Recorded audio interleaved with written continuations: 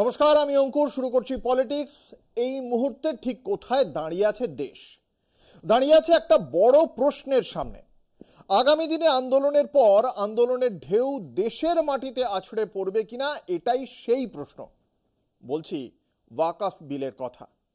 এই বিল নিয়ে কি না হয়েছে, ঝড় উঠেছে বিরোধিতার, ঢেউ তুলেছে সমালোচনার, একটার পর একটা রাজনৈতিক দলের টানাপোড়েন চলেছে এই ওয়াকফ বিল নিয়ে।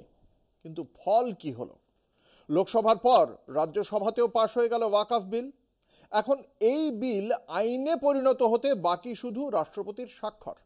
স্বাভাবিকভাবেই বিক্ষোভের আঁচ ছড়িয়ে পড়ছে চারদিকে, যার হাত থেকে রেহাই পাচ্ছে না রাজনৈতিক দলগুলো। এই ধরুন না জেডিইউ এর কথা। জেডিইউ এর প্রধান নীতিশ কুমার মুসলিমদের প্রতি বিশ্বাসঘাতকতা করেছেন বলে দাবি করেছেন সেই দলেরই অন্যতম সংখ্যালঘু শীর্ষ নেতারা। আর শুধু এটুকুই নয়, ওয়াকফ বিলের বিরোধিতা করে সুপ্রিম কোর্টের দ্বারস্থ এআইএমআইএম নেতা আসাদুদ্দিন ওয়াইসি ও কংগ্রেস। কোথাকার জল কোথায় গড়াবে দেখুন। তীব্র বিরোধিতা, টানাপোড়েন, সমালোচনার মাঝেই রাজ্যসভাতেও পাশ হয়ে গিয়েছে ওয়াকফ সংশোধনী বিল। আইনে পরিণত হওয়া এখন শুধু সময়ের অপেক্ষা। এই বিল নিয়ে বিতর্কের অন্ত ছিল না। বরাবরই এই বিল মুসলিম বিরোধী বলে দাগিয়ে দিয়েছিল রাজনৈতিক মহলের একাংশ।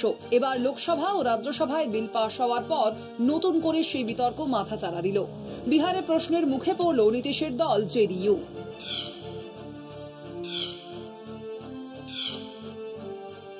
ওয়াকফ বিলের পক্ষে ভোট দিয়েছে জেডিইউ। দলের এই অবস্থান মেনে নিতে পারেনি দলেরই দুই শীর্ষ নেতা। এর প্রতিবাদে এবার তারা দল থেকেই সরে দাঁড়ালেন। লোকসভায় বিল পাশ হওয়ার পরেই দল ছাড়লেন সংখ্যালঘু শাখার প্রধান মোহাম্মদ আশরাফ আনসারি। জেডিইউ ছেড়ে বেরিয়ে গিয়েছেন বর্ষিয়ার নেতা কাশিম আনসারিও। দুজনেই জেডিইউ সুপ্রিমোকে চিঠি লিখে দল ছাড়ার কথা জানান। চিঠিতে দুই নেতারই বক্তব্য, ওয়াকফ বিলে সমর্থন করে মুসলিমদের বিশ্বাস ভেঙেছেন নীতিশ কুমার। মুসলিমদের বিরোধী ওয়াকফ বিলকে কোনো অবস্থাতেই মেনে নেওয়া উচিত নয়। সংবিধানের আদর্শ লঙ্ঘন করেছে এই বিল।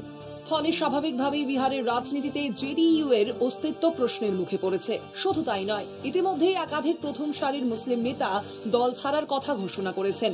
পরবর্তীতে আরো অনেকে সেই তালিকায় নাম লেখাতে পারেন বলে ধারণা রাজনৈতিক মহলের। বুধবার গভীর রাতে লোকসভায় পাশ হয় ওয়াকফ সংশোধনী বিল। 24 ঘন্টার মধ্যে উচ্চকক্ষ রাজ্যসভাতেও তা পাশ হয়ে গেল। এখন বিলটি আইনে পরিণত হওয়া শুধু সময়ের অপেক্ষা। প্রয়োজন শুধু রাষ্ট্রপতি Draupadi মুর্মুর সইয়ের। It is a very sad day for the Republic of India that today openly anti-constitutional bill like the Waqf Amendment Bill has been passed, which fundamentally erodes the individual freedom to practice religion. That is a constitutional right. This bill destroys that right, and it is a sad day that this unconstitutional bill has been bulldozed in Parliament by the BJP. भविष्य में ये देश के लिए अच्छा नहीं है, क्योंकि जो असली मुद्दे इस देश के सामने हैं वो ये मुद्दे नहीं है। इनसे गरीबी, इससे पारित होने से गरीबी नहीं हटेगी, रोजगार नहीं मिलेगा, बेरोजगारी नहीं खत्म होगी, और शिक्षा और स्वास्थ्य के संदर्भ में महिलाओं के लिए कुछ नहीं होगा। तो ये तो एक समझ लीजिए एक राजनीतिक षड्यंत्र है। किसी तरीके से रोज के रोज अब चर्चाएं होंगी,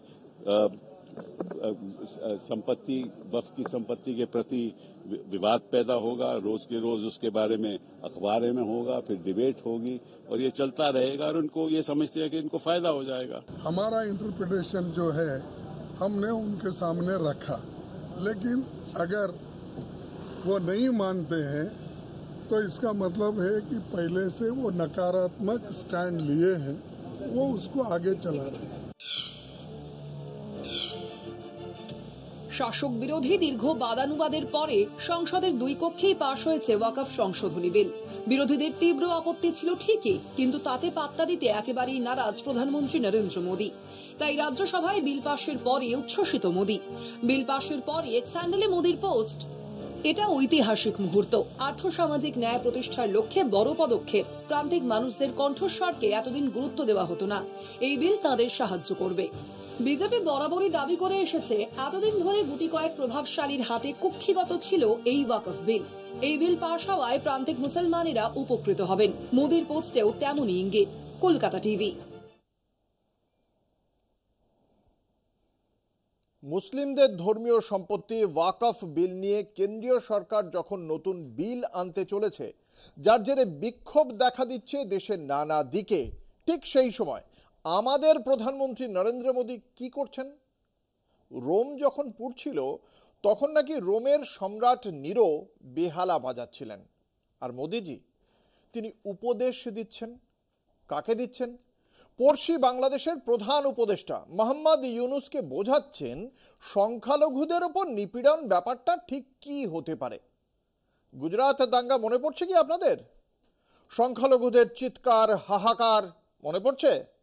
মোদিজি কিন্তু তখন গুজরাতের মুখ্যমন্ত্রী, কিন্তু কথায় বলে আপনি আচুরি ধর্ম পরের শেখাও।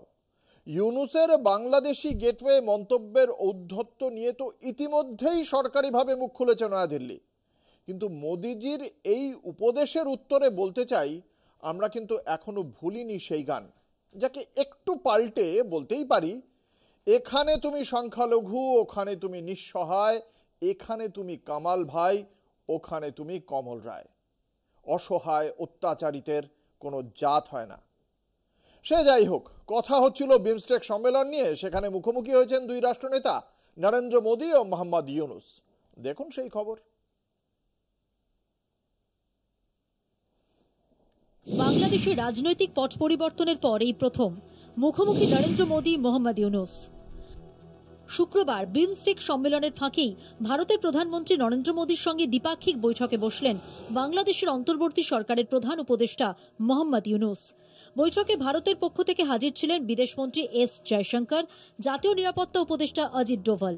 বাংলাদেশের পক্ষ থেকে হাজির ছিলেন সেই দেশের বিদেশ উপদেষ্টা তৌহিদ হোসেন এবং আরও অনেকে। হাসিনা সরকারের পর গত আগস্ট মাস থেকে পদ্মা দিয়ে অনেক জল বয়ে গিয়েছে বাংলাদেশে। ব্যাপক গণ আন্দোলনের জেরে প্রধানমন্ত্রীর গদি হারান শেখ হাসিনা, আশ্রয় নেন ভারতে। বাংলাদেশে গঠিত হয় অন্তর্বর্তী সরকার। আর এই রাজনৈতিক পালাবদলে দুই পড়শি দেশের কূটনৈতিক সম্পর্কে কিছুটা টানাপোড়েন তৈরি হয়। সংখ্যালঘু হিন্দুদের ওপর লাগামহীন হিংসা এবং বাংলাদেশে ইসলামী কট্টরপন্থী শক্তির উত্থান নিয়ে উদ্বেগ প্রকাশ করে নয়াদিল্লি। সংখ্যালঘুদের নিরাপত্তা নিশ্চিত করার জন্য ভারতের পরামর্শ মেনে নিতে গাফিলতি দেখায় বাংলাদেশ। উল্টোদিকে হাসিনার ভারতে থাকা নিয়ে আপত্তি জানিয়েছে বাংলাদেশও। দিন কয়েক আগে ভারত বাংলাদেশ সম্পর্কে আরও অবনতি হয় ইউনুসের মন্তব্য ঘিরে। চীন সফরে গিয়ে সেখানে বাংলাদেশে চীনা বিনিয়োগ আনতে ইউনুস ভারতের প্রসঙ্গ তুলে আনেন। বাংলাদেশকে বঙ্গোপসাগরের অভিভাবক হিসেবে ব্যাখ্যা করেন তিনি। সেখানেই তিনি দাবি করেন ভারতের পূর্ব দিকের 7টি রাজ্য স্থলবেষ্টিত, সমুদ্রে পৌঁছতে তারা বাংলাদেশের ওপর নির্ভরশীল। উত্তর পূর্ব ভারত নিয়ে ইউনুসের বিতর্কিত মন্তব্যের পর এই বৈঠকে নজর ছিল গোটা উপমহাদেশের। বৃহস্পতিবার থাইল্যান্ডে বিমস্টেক গোষ্ঠীর শীর্ষ সম্মেলনে বক্তৃতা দিতে গিয়ে উত্তর পূর্ব ভারতের গুরুত্বের কথা তুলে ধরেন ভারতীয় বিদেশমন্ত্রী এস জয়শঙ্কর। মোহাম্মদ ইউনুসকে সুকৌশলে বঙ্গোপসাগরের ভূগোল বুঝিয়েছেন। ঢাকার তরফ থেকে বারবার আবেদন জানানো হয় ভারতের সঙ্গে দ্বিপাক্ষিক বৈঠক করার। অবশেষে মোদি ইউনুসের মধ্যে সাক্ষাৎ তাৎপর্যপূর্ণ বলেই মনে করছেন আন্তর্জাতিক মহলের একাংশ। Prime Minister reiterated India's support for a democratic, stable, peaceful, progressive and inclusive Bangladesh. He underlined that India believed in a people-centric approach to the relationship and highlighted the cooperation between the two countries over a long period of time that has delivered tangible benefits to people in both countries. মার্কিন president Donald Trump জানিয়েছিলেন বাংলাদেশের বিষয়ে সিদ্ধান্ত নেবেন নরেন্দ্র মোদী। এখন দেখার মোদী এ বিষয়ে কি সিদ্ধান্ত নেন। বৈঠকের পর বাংলাদেশে ভারত বিরোধী জিগির সংখ্যালঘু হিন্দুদের ওপর হিংসা কি কমবে? ফিরে আসবে কি ভারত বাংলাদেশের বন্ধুত্বপূর্ণ সম্পর্ক? সেদিকেই নজর সংশ্লিষ্ট মহলের। কলকাতা টিভি।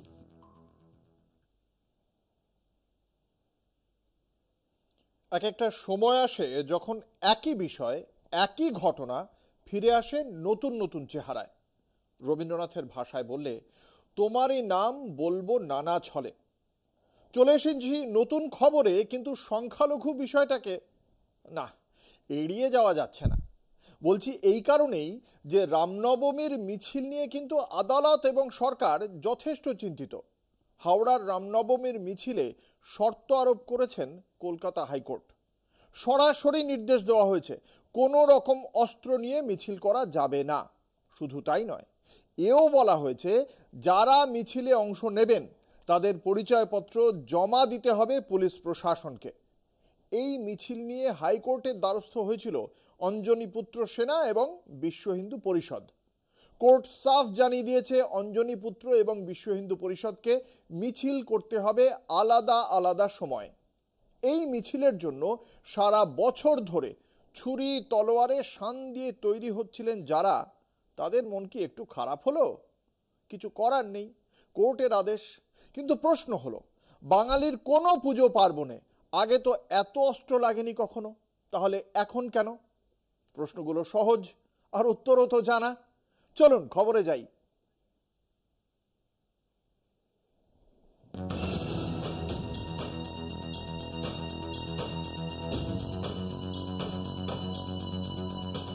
রামনবমী নিয়ে ক্রমেই উত্তাপ বাড়ছে রাজ্য রাজনীতিতে। হাওড়ায় রামনবমীর দিন মিছিল করতে চেয়ে কলকাতা হাইকোর্টের দ্বারস্থ হয় অঞ্জনী পুত্র সেনা এবং বিশ্ব হিন্দু পরিষদ। হাওড়ায় রামনবমীর মিছিল নিয়ে রাজনৈতিক পারদ চলল কলকাতা হাইকোর্টে। প্রায় 3 ঘন্টা শুনানি পর্ব মাঝে বিরক্ত হয়ে লাইভ স্ট্রিমিং বন্ধ করে দিলেন বিচারপতি তীর্থঙ্কর ঘোষ। অবশেষে সব পক্ষের সহমতের ভিত্তিতে মিলল মিছিলের অনুমোদন। অঞ্জনী পুত্র সেনা সকালে 8:30 থেকে 12টা পর্যন্ত মিছিল করতে পারবে। বিশ্ব হিন্দু পরিষদ বিকেল 3টে থেকে সন্ধ্যা 6টা পর্যন্ত মিছিল করতে পারবে। বিই কলেজ গেট নম্বর 1 থেকে জিটি রোড হয়ে রামকৃষ্ণপুর ঘাট পর্যন্ত মিছিল হবে। র্যালি হতে হবে সম্পূর্ণ শান্তিপূর্ণ। কোনো লাঠি অস্ত্র নিতে পারবেন না, ফ্ল্যাগ নিতে পারবেন না, গদা প্লাস্টিকের নিতে পারবে। পুলিশকে ব্যারিকেড করে র্যালির সামনে এবং পেছনে নজরদারি গাড়ি রাখতে হবে। 500 জন অংশগ্রহণকারী নিজেদের আধার কার্ড, প্যান কার্ডের xerox central division Howrah deputy police কমিশনারের কাছে জমা দিতে হবে। পুলিশকে রিপোর্ট দিতে হবে আগামী বুধবার। প্রায় একই ধরনের নির্দেশ আসানসোলের রামনবমীর মিছিলেও।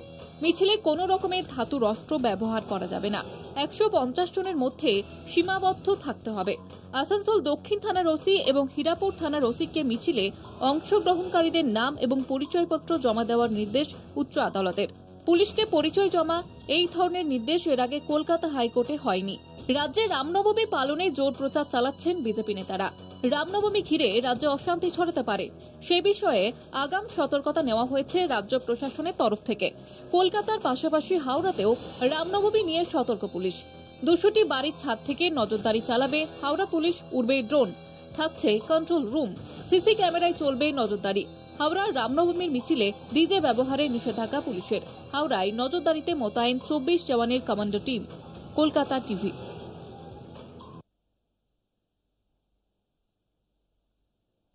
কেউ কথা রাখেনি, কেউ কথা রাখে না। সংসদে দাঁড়িয়ে সরকার পক্ষের প্রতিশ্রুতি শোনার পর ঠিক এই কবিতাই মনে পড়ে যায়। কেন বলবো একটা ছোট্ট বিরতির পর, সঙ্গে থাকুন। ফিরে এলাম বিরতির পর। আপনারা দেখছেন পলিটিক্স, আপনাদের সঙ্গে রয়েছি আমি অঙ্কুর। কেউ কথা রাখেনি, কেউ কথা রাখে না। সুনীল গাঙ্গুলির এই কবিতাই তো বলেছিলাম ব্রেক নেওয়ার আগে, এখন আবার বললাম। কিছু করার নেই, যে খবর আমাদের হাতে উঠে আসছে তাতে চোখ বোলানোর পর এখন আবার বলছি কেউ কথা রাখেনি। বলতে চাইছি কমিটি অফ গভর্নমেন্ট অ্যাসিওরেন্সের কথা। কি করে এই কমিটি? একটা যথেষ্ট গুরুত্বপূর্ণ কাজ, দেশের জন্য, গণতন্ত্রের জন্য, আমাদের সবার জন্য। সোজা করে বললে সংসদে মন্ত্রীদের দেওয়া অনেক প্রতিশ্রুতি শেষ পর্যন্ত বাস্তবায়িত হয় না, কথার কথা হয়েই থেকে যায় সেই সব। কমিটি অফ গভর্নমেন্ট অ্যাসিওরেন্সের কাজ হলো কোন কোন মন্ত্রীর দেওয়া কোন কোন প্রতিশ্রুতি বছর ঘুরলেও বাস্তবায়িত হলো না তার হিসেব রাখা। সেই অ্যাসিওরেন্স কমিটি বলছে এই ধরনের প্রতিশ্রুতি না রাখার তালিকায় 1 নম্বরে রয়েছে মোদী সরকারের স্বরাষ্ট্র মন্ত্রক। অমিত শাহ কথা রাখেননি।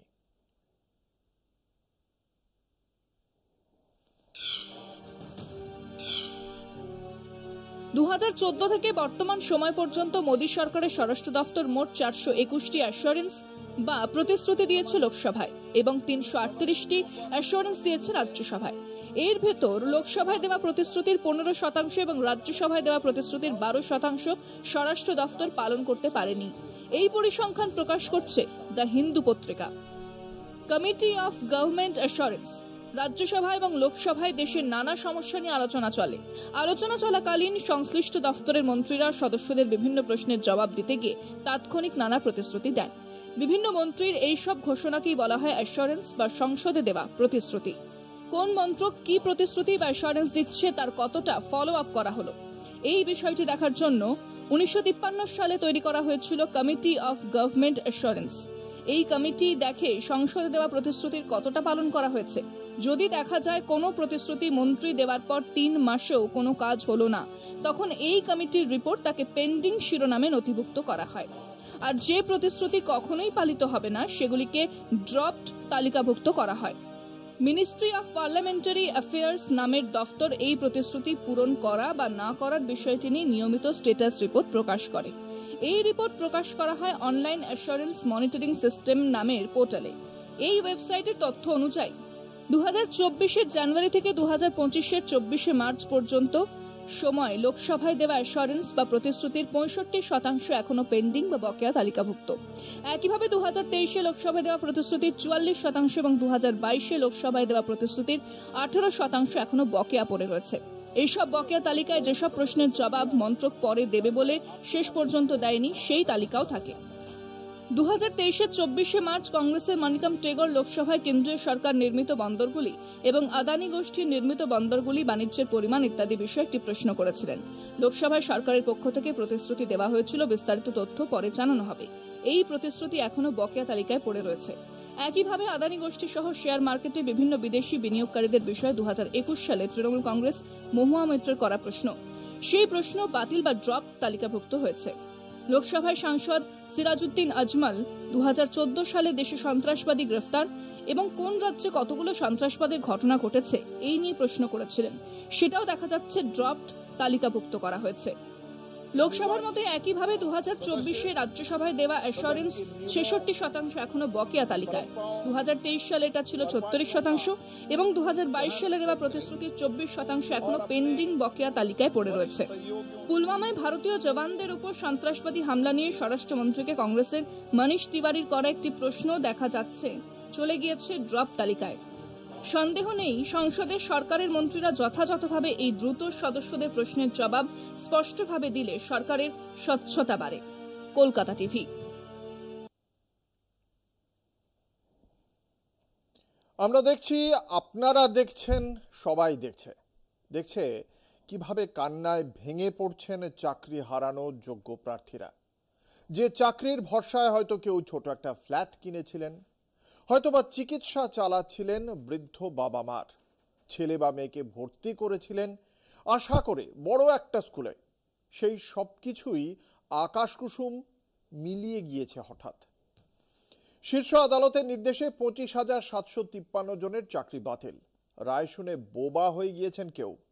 পাওনাদারের টাকা মেটাতে না পারার জন্য আত্মহত্যার চেষ্টাও হয়েছে। ক্ষোভে ফুটছেন আবার কেউ। চলছে রাজনীতির নানা প্যাঁচ পয়জারও। দেখুন।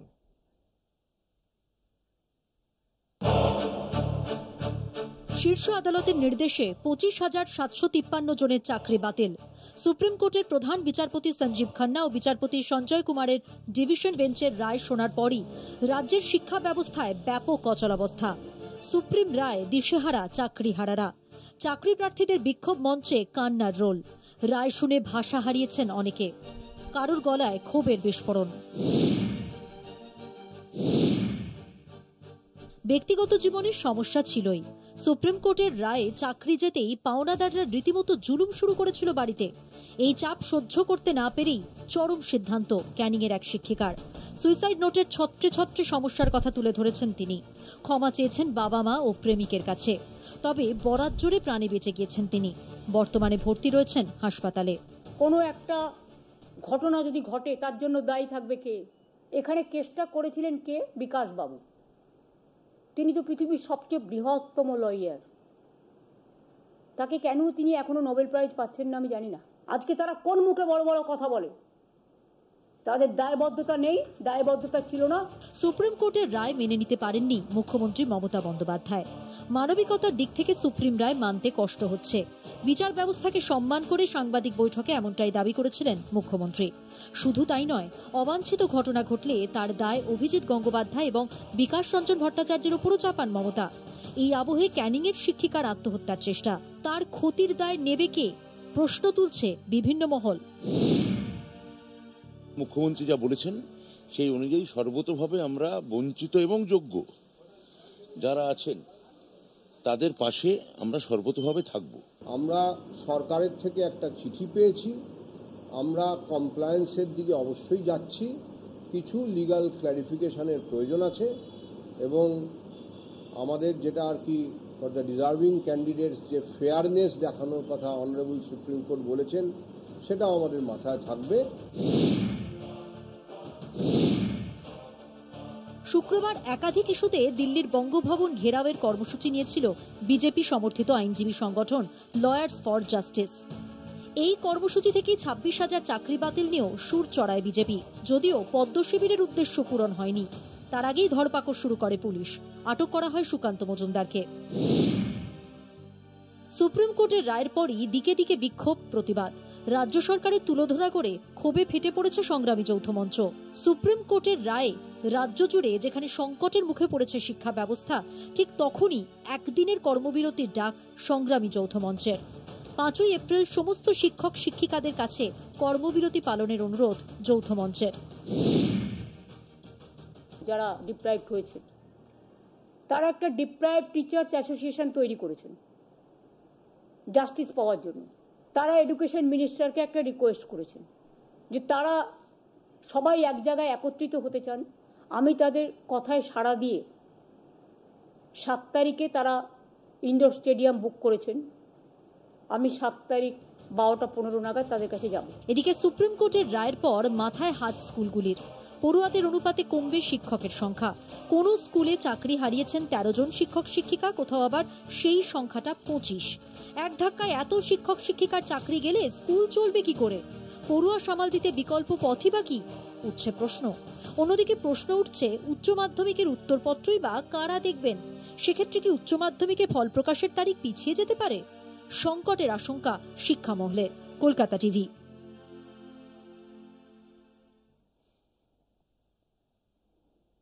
একটা ছোট্ট বিরতির পর ফিরে আসছি আরো গুরুত্বপূর্ণ খবর নিয়ে, সঙ্গে থাকুন। আপনারা দেখছেন পলিটিক্স, আপনাদের সঙ্গে রয়েছে আমি অঙ্কুর। রাজ্য সরকারের মুকুটে নতুন পালক। রিলায়েন্স, আদানির মতো সংস্থাগুলোকে পেছনে ফেলেছে পশ্চিমবঙ্গ বিদ্যুৎ উন্নয়ন নিগম। হ্যাঁ, বিদ্যুৎ উৎপাদনে এই মুহূর্তে দেশের সেরা রাজ্য সরকারের এই সংস্থা, জানাচ্ছে খোদ কেন্দ্রীয় সরকার।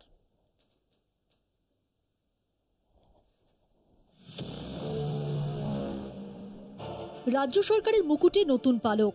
প্রথম হওয়ার তকমা পেল খোদ কেন্দ্রীয় সরকারের তরফ থেকে। পশ্চিমবঙ্গ বিদ্যুৎ উন্নয়ন নিগমের হাত ধরে জুটেছে এই দেশের সেরা তকমা।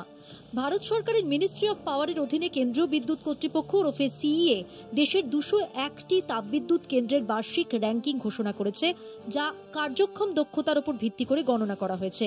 পিএলএফ বা প্ল্যান্ট লোড ফ্যাক্টরের উপর ভিত্তি করে এই র্যাঙ্কিং এসেছে।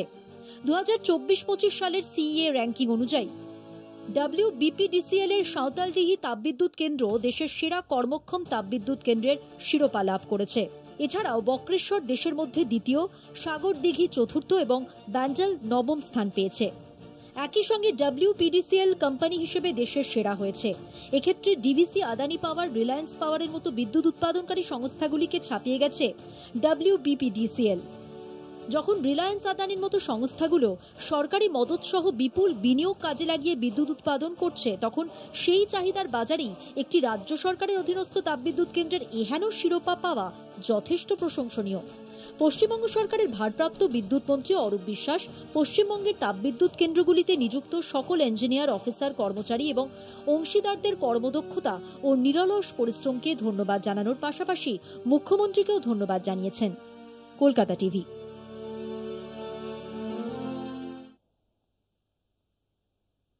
সে একটা সময় ছিল যখন থমথম করত শালপিয়ালের বন, নিঝুম হয়ে থাকতো গ্রামের পর গ্রাম।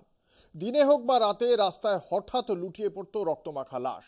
জঙ্গলমহল সেই দিন দেখেছে বারবার, দেখেছে AK-47 হাতে মাওবাদীদের মিছিল। বাংলার জঙ্গলমহলের এই একই কাহিনী কিন্তু লেখা হয়েছে বস্তারের বনপাহাড়েও। জঙ্গলমহল এখন শান্ত, কিন্তু বস্তারে রক্ত ঝরা থামেনি, বরং দিন দিন আরো বেড়েছে। কেন্দ্র ও ছত্তিশগড় সরকার একসঙ্গে মাওবাদীদের বিরুদ্ধে যে অপারেশন কাগার চালিয়েছে তাতে ঘটেছে একটার পর একটা এনকাউন্টার। শুধু এটুকুই নয়, মানবাধিকার কর্মী ও গ্রামবাসীরা বলছেন একের পর এক নিখোঁজ হয়ে গিয়েছেন তাদের পরিবারের লোকজন। আদিবাসীদের উপর যৌন নির্যাতনের অভিযোগও উঠেছে নিরাপত্তা বাহিনীর বিরুদ্ধে। এই রকম আগুন ঝরার সময়ই শান্তি আলোচনার প্রস্তাব মাওবাদীদের তরফে। 2রা এপ্রিল বুধবার সরকারের কাছে এই শান্তি প্রস্তাব পাঠিয়েছে তারা। বাস্তার অঞ্চলের রক্তস্নাত জঙ্গল, দিন দিন সহিংসতা আরও বাড়ছে। কেন্দ্র ও ছত্তিশগড় সরকারের যৌথ অপারেশন কাগার অভিযানে একের পর এক এনকাউন্টার ঘটছে। এই অস্থিরতার মধ্যেই মাওবাদীরা শান্তি আলোচনার প্রস্তাব দিয়েছে। নিষিদ্ধ সংগঠন কমিউনিস্ট পার্টি অফ ইন্ডিয়া মাওবাদীর কেন্দ্রীয় কমিটি 2রা এপ্রিল বুধবার সরকারের কাছে এই প্রস্তাব পাঠিয়েছে। এটি সাম্প্রতিক বছরগুলির মধ্যে মাওবাদীদের প্রথম শান্তি আহ্বান। সংগঠনের মুখপাত্র অভয় জানিয়েছেন, যদি সরকার তাদের বিরুদ্ধে অভিযান বন্ধ করে তাহলে তারা নিঃশর্ত শান্তি আলোচনায় বসতে প্রস্তুত। এই প্রস্তাব বিশেষ তাৎপর্য বহন করে, কারণ আগামী 5ই এপ্রিল কেন্দ্রীয় স্বরাষ্ট্রমন্ত্রী অমিত শাহ বাস্তার সফরে যাচ্ছেন। অভয়ের বিবৃতিতে বলা হয়েছে, জনগণের স্বার্থে আমরা কেন্দ্র ও রাজ্য সরকারের সঙ্গে আলোচনায় বসতে চাই।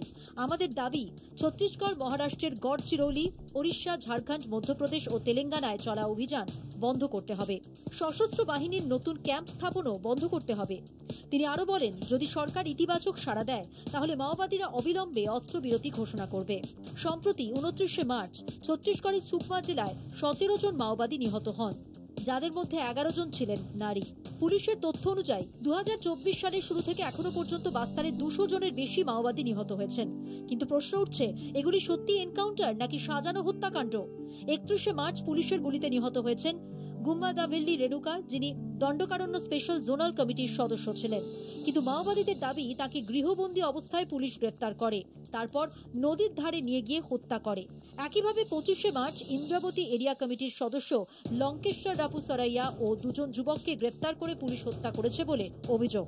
1 ফেব্রুয়ারি পুলিশের দাবি, বিজাপুর জেলার গাংলুরে 8 জন ওয়ান্টেড মাওবাদী নিহত হয়েছে, কিন্তু গ্রামবাসীদের মতে নিহতরা নিরীহ গ্রামবাসী।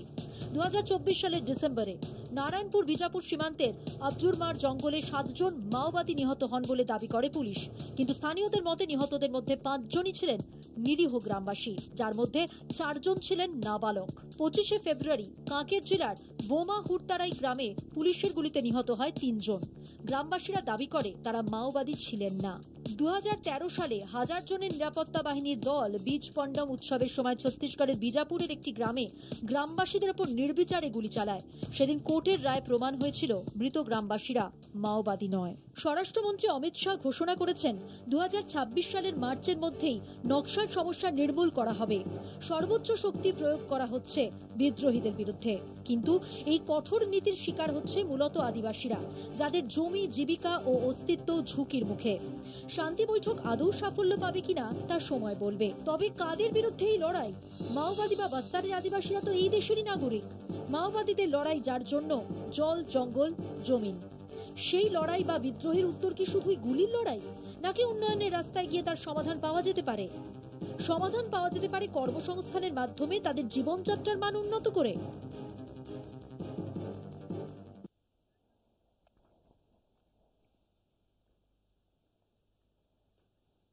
দেশের পলিটিক্স তো হলো, এবার একটু বিদেশের পলিটিক্সের খবরে যাব। যে পলিটিক্সের প্রভাব আমাদের এখানেও পড়ছে, তিনি আর কেউ নন, তিনি ডোনাল্ড ট্রাম্প। তিনি যা খুশি তাই করতে পারেন। যুদ্ধ বিধ্বস্ত রাজাকে কিনে নিয়ে সেখানে গাজাকে কিনে নিয়ে সেখানে ঝাঁ চকচকে ট্রাভেল রিসর্ট সাজিয়ে দেওয়ার কথা বলতে তার মুখে আটকায় না। তিনি ডোনাল্ড ট্রাম্প ইচ্ছে হলেই ট্যারিফের পাহাড় চাপিয়ে দিতে পারেন গোটা দুনিয়ার উপর। যুক্তি কি? আমেরিকা নাকি এতে আরো বড় লোক হবে। উল্টো দিকে লোকজন বলছে এর ফলে সর্বনাশ হবে অসংখ্য মানুষের। তাতে কান দিতে ট্রাম্প সাহেবের বইই গেছে। ভারতের ওপর ইতিমধ্যেই 27% ট্যারিফ চাপিয়েছেন নরেন্দ্র মোদীর বন্ধু ডোনাল্ড ট্রাম্প। মোদীজি ট্রাম্পকে কত উপহার দিলেন, ট্রাম্পের হয়ে নির্বাচনে প্রচারও করে এলেন, কিন্তু তাতে কি আর ট্রাম্পের মন গলে? তবে হ্যাঁ, ট্রাম্প ছেড়ে দিচ্ছেন না প্রায় কাউকেই। এই চীনের কথাই ধরুন না, ট্যারিফের চাপে বেসামাল করতে চেয়েছিলেন চীনকে, কিন্তু চৈনিকেরাও ছেড়ে দেওয়ার পাত্র নয়। তারাও পাল্টা 34% ট্যারিফ চাপিয়ে দিয়েছে আমেরিকার পণ্যের ওপর। নারদ নারদ।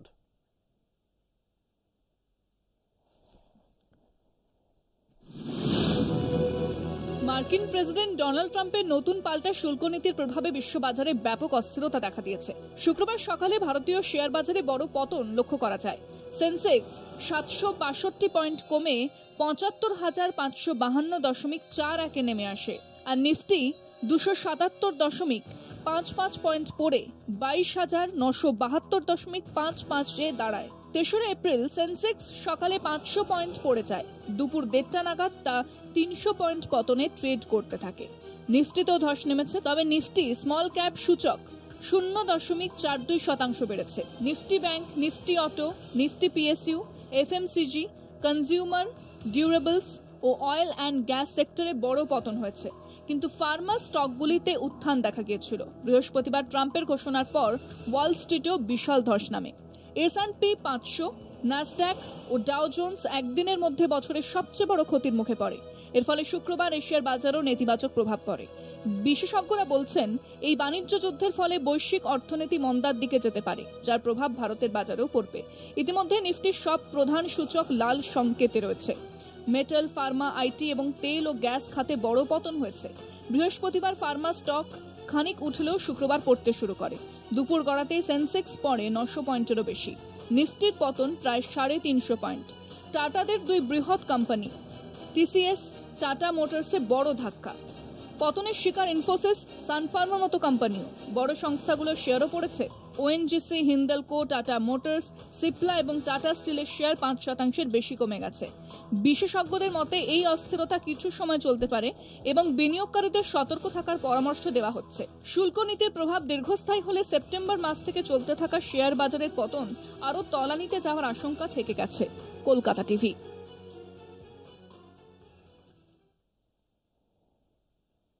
আমেরিকান ছাড়া তিনি কাউকে মায়া দয়া দেখান না। তিনি শ্রী শ্রী ডোনাল্ড ট্রাম্প। শুধু যে ট্যারিফের চাপে দুনিয়ার নাভিশ্বাস তুলছেন এমনটা নয়, আমেরিকান ছাড়া কাউকে তিনি মানুষ বলেও মনে করেন না বোধহয়। না হলে ভারতীয় নাগরিকদের হাতকড়া পরিয়ে দেশে ফেরত পাঠাতেন না। সেই ট্রাম্পের ফাঁদেই পড়েছেন মারওয়া জামির। তালিবানিদের হাত ছাড়িয়ে পাড়ি দিয়েছিলেন আমেরিকায় এই আফগান শরণার্থী, কিন্তু সেই আশ্রয় কি থাকবে? ট্রাম্প সরকার যে কোনো দিন কি ফেরত পাঠাতে পারেন তাকে? এই ভয়েই দিন কাটছে তার।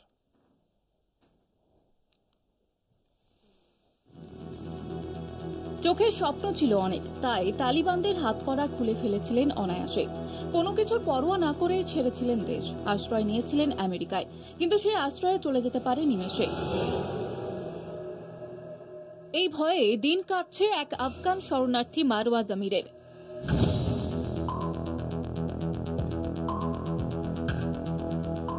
সালটা 2021। আফগানিস্তানে ক্ষমতা পুনর্দখল করে তালিবানরা। তালিবানের শাসন কায়েম হওয়ার পর থেকেই আফগানিস্তানে কোণঠাসা মহিলারা, ধুলোয় মিশেছে স্বাধীনতা। উচ্চশিক্ষা, কর্মক্ষেত্রে মহিলাদের অংশগ্রহণ সংকুচিত করার পাশাপাশি পর্দা প্রথা বাধ্যতামূলক করা, এমনকি কিছু ক্ষেত্রে মহিলাদের বাড়ি থেকে বেরোনোর মাঝেও দেওয়াল তুলে দিয়েছিল তারা। অধিকাংশ মহিলারা এটা মেনে নিয়েছেন, তবে মানেনি অনেকেই। তাদের মধ্যে একজন মারওয়া জামির। তিনি কোনো বেড়াজাল চাননি, চেয়েছিলেন পড়াশোনা করতে, কাজ করতে, চেয়েছিলেন জিন্স পরতে এবং অবাধে পার্কে যেতে। I can stay there. I will die there, sure. একবার ঘর ছেড়েছেন, এবার দ্বিতীয়বারও ঠিকানা বদলের আশঙ্কা। ট্রাম্পের অভিবাসন নীতির কোপ। দ্বিতীয়বার ঘর ছাড়ার আশঙ্কায় আফগান ছাত্রী। বর্তমানে মারওয়া জামির এক হাতে সামলাচ্ছেন পড়াশোনা, অন্যদিকে সামলাচ্ছেন কর্মক্ষেত্র। তার ইচ্ছে ছিল জাতিসংঘ, বিশেষ করে UNHCR এবং ইউনিসেফের সঙ্গে কাজ করবেন। সেই মতোই লক্ষ্য পূরণ করেছেন একে একে।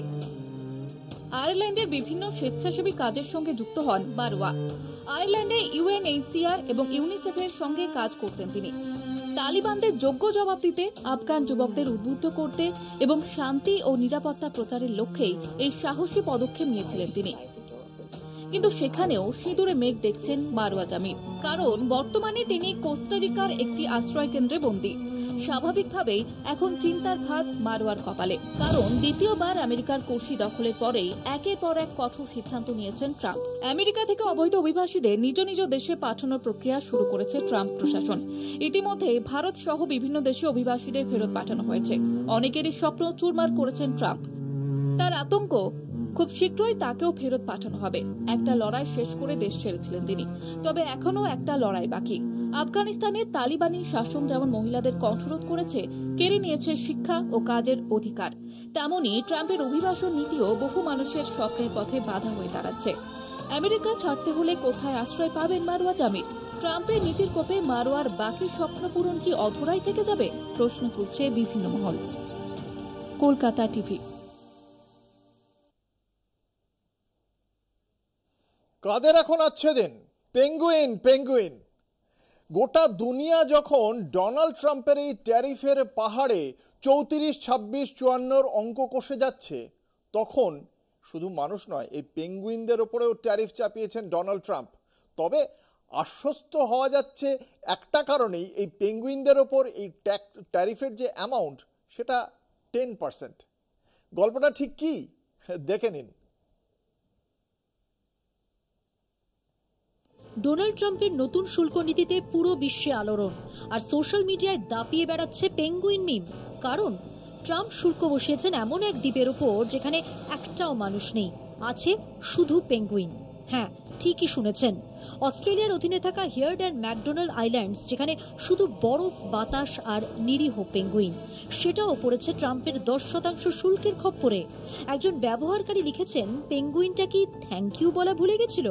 ট্রাম্পের সাবেক মুখপাত্র অ্যান্থনি স্কারামুচ্চিও মস্করা করে বলছেন, পেঙ্গুইনরা বহু বছর ধরে আমেরিকাকে ঠকাচ্ছে। আর শুধু পেঙ্গুইনই নয়, ট্রাম্প 29% শুল্ক বসিয়েছেন অস্ট্রেলিয়ার ছোট্ট দ্বীপ নরফোকেও।